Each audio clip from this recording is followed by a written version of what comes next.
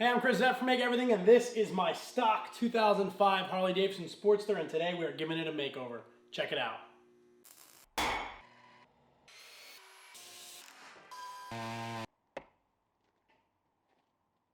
I already started on this up front with the mirrors and the headlight. I changed the stock Harley headlight for one of these LED lights. This was about 50 bucks on Amazon. I'll put a link in the description. And I also put on new mirrors. The ball joints in the stock mirrors had just gotten really loose, where when you would ride, the mirrors would just sag over time. So you'd start out, they'd be nice and parallel to the ground, and by the end of the ride, they'd be down somewhere like that. So these are much better. They're a lot stiffer, and they're black. So we're just going to go through this thing, kind of change the look of it a little bit, and we're going to start right here with the airbox.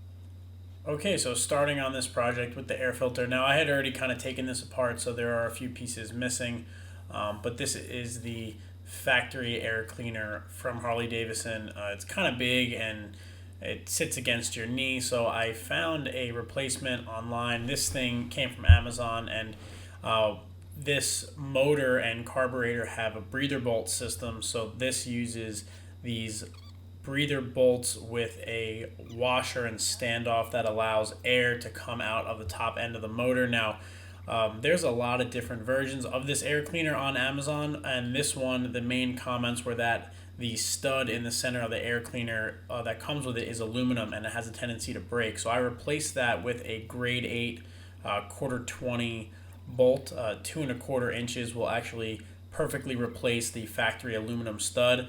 And I threw some Loctite on the stud itself and some grease on the rest of the bolts. I threw a tiny bit of grease around the rubber gasket of the air filter, and again some Loctite in the aluminum cover, and threaded that on there. It just allowed me to get it nice and tight.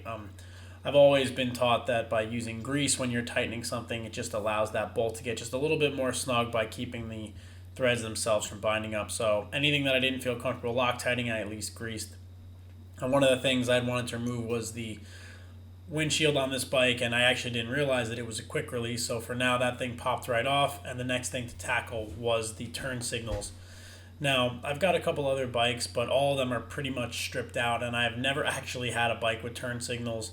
Originally, I was just going to take these off and leave them off, but I figured, I want to be a little safer when I ride, so I decided I would rewire them to use these ultra slim LED turn signals that I found on Amazon.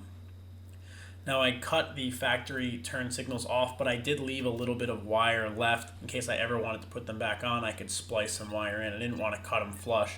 Plus there was plenty of wire coming off the end of the bike. Now I'm not a mechanic by any means, but I've done a bunch of motorcycle work before, and wiring on these 12-volt systems is pretty simple. You've usually got a hot and a ground, and you can test things out by kind of touching wires together and figuring out what goes where. Now the factory lights have a running light feature and a turn signal feature, and the lights that I got just have a turn signal feature. So I soldered the wires from the turn signal section of those legs over to the new lights with just a little bit of solder, and used some heat shrink tubing to connect all the connections and keep everything protected. Once I tested to make sure everything worked, I was able to use the heat gun to close up the heat shrink tubing and get everything tidied up. Now, you're going to see these wires, so I wanted to make sure that everything looked really good.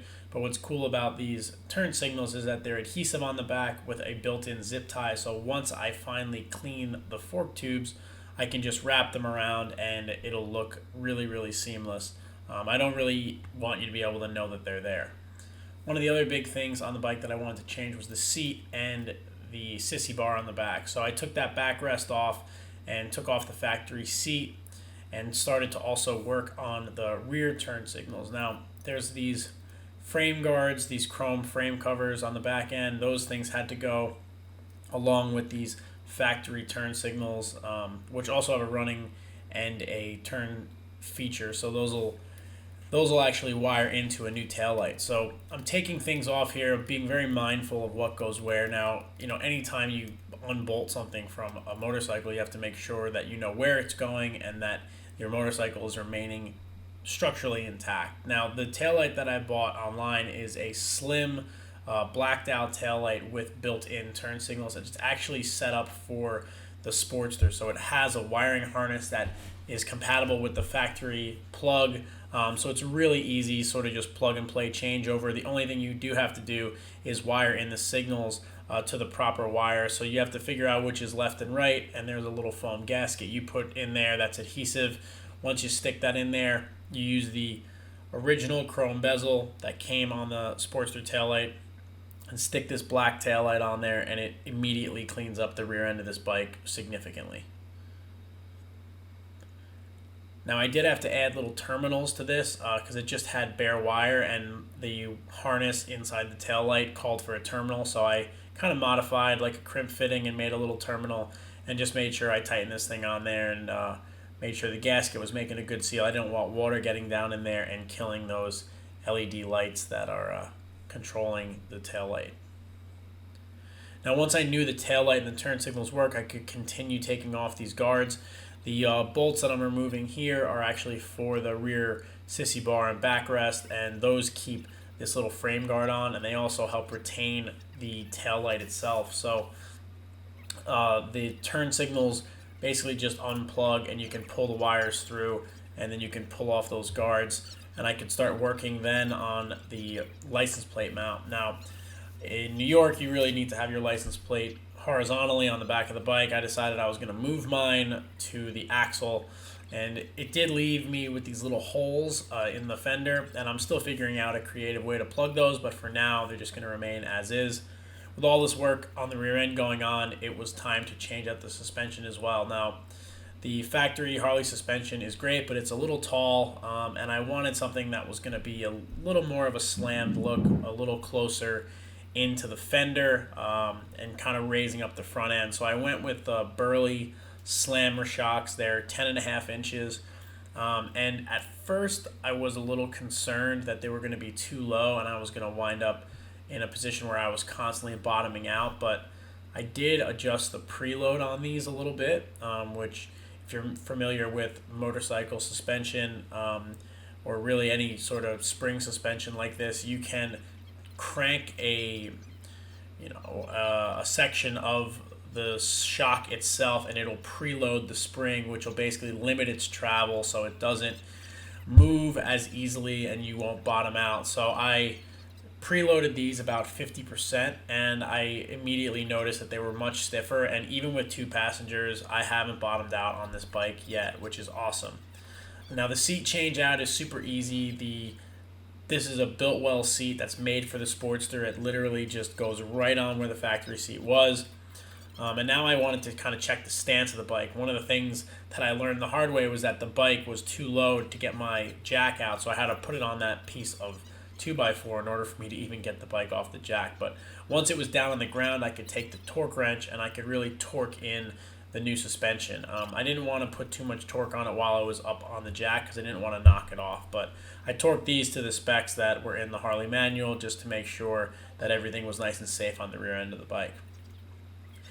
Now, the previous owner had put this engine guard on there. I decided that this thing needed to go. I was trying to clean things up and make it a little slimmer, so this thing is mounted on the top and bottom with a couple of bolts and pops off really easily.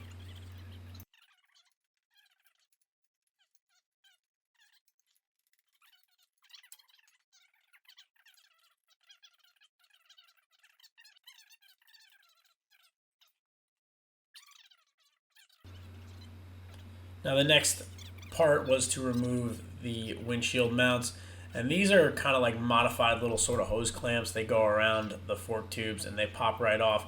I may eventually want to add the windshield back on, but for now it's nice to not have it. Kind of cleans up the front end of the bike a little bit, so I wanted to make sure I retain those parts, and then I just wanted to do a little bit of cleanup on the front end. Now, when I bought the bike, it had about 25,000 miles on it, and it's definitely seen its fair share of riding. The previous owner was commuting to and from Westchester, New York on it from Long Island, so he was definitely riding it and definitely saw some weather. So I just wanted to clean up a little bit of the oxidation. Now, what's great for that is a gray non-woven abrasive pad. This is from Fair Abrasives, and it's sort of like a fine grit.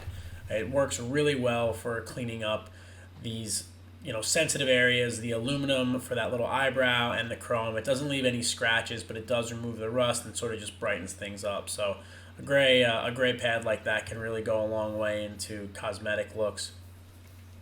With that all cleaned up, I can do the final install of these turn signals. Now, like I said, they have an adhesive component and a zip tie, so I was just careful to lay everything out. Then I peeled off the backing off the adhesive and stuck them to the fork tube while also putting the zip tie element in to lock them into place. Just making sure everything still works too once I attached everything. I can go over to the other side and do the matching turn signal over here as well.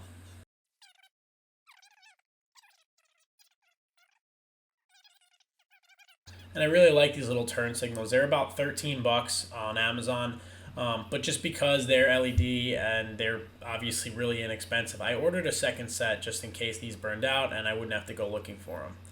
The next was to modify the license plate mount that I bought. Now, it didn't really have countersink hardware, so you would have had these bumps from the heads of the bolts when you put your plate on. So I went over to the drill press and countersank that plate so that I could add this thing to my axle. Now, this is made to mount on an axle. It's kind of a blank one. A lot of these mounts that you find online have a tail light involved in them. I didn't want to relocate my tail light to the side of the bike.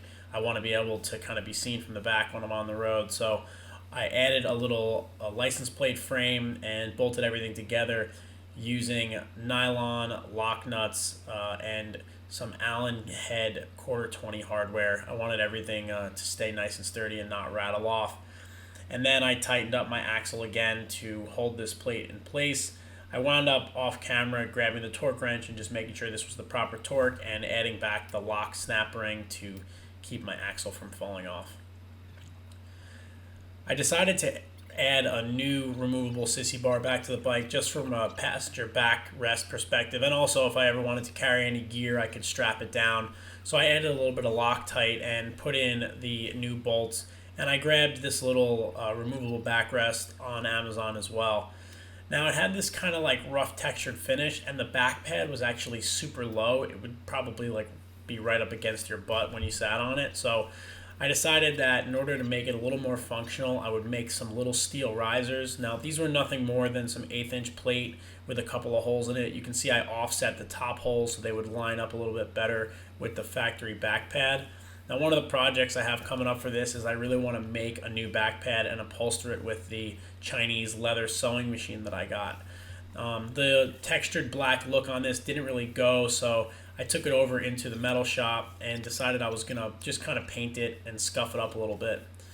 I took out the plastic inserts that hold this thing down, and I did a little trick with my orbital sander, which helps when you want to paint something that's already been painted at the factory. Now, I could have gone ahead and stripped this thing of all the paint on it, but it's just easier to scuff it up. So I take some red surface conditioning pad and some spray adhesive, and I stick it to an old sanding pad.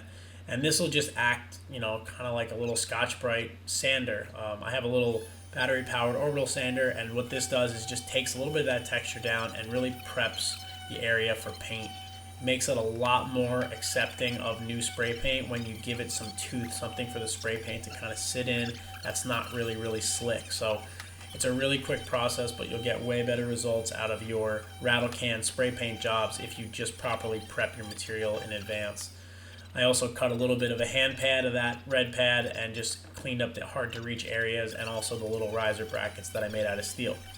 I cleaned this whole thing with acetone before I brought it outside, and I just used some gloss black Rust-Oleum spray paint to coat this thing. The flat black paint that came on it seems pretty resilient, so I'm happy with that. It's basically going to act as a primer and base coat for the gloss black, but with the rest of the bike being a glossier look, it really did look much better once I had painted it. Now all I had to do was remove some of my masking and install my risers a little more permanently. And like I said, this back pad is kind of temporary. I just wanted something that I could kind of ride with right away. But I think it would be fun to make a back pad and upholster it using some vinyl and stitched together on that $115 leather patch sewing machine that I picked up a couple months back. Again, here I'm using nylon lock nuts and split washers on the actual bolts that hold the pad in place. I don't want anything vibrating off. And you can see how easy it is to attach this little sissy bar, and then all you do is flip these little brackets and it pops right back off just as fast for a single passenger rider. That's kind of it for this one. It was a pretty simple project, and I'm really happy with the transformation of it. The bike actually rides really nice with the new stance. I'm really happy and comfortable on it, and I like that I can pull that passenger back pad off and ride it as a single rider if I want. Now you can see a quick little before and after of what I started with and what I have now.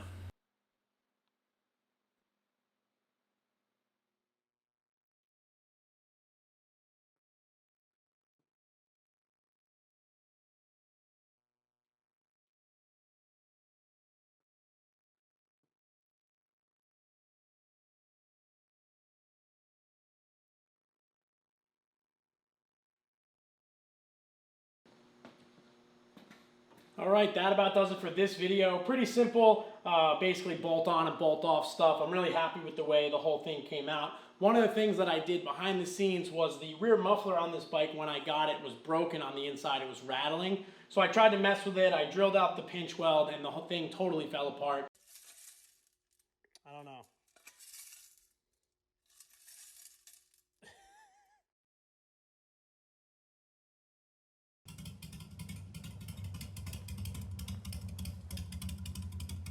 Certainly sounds better.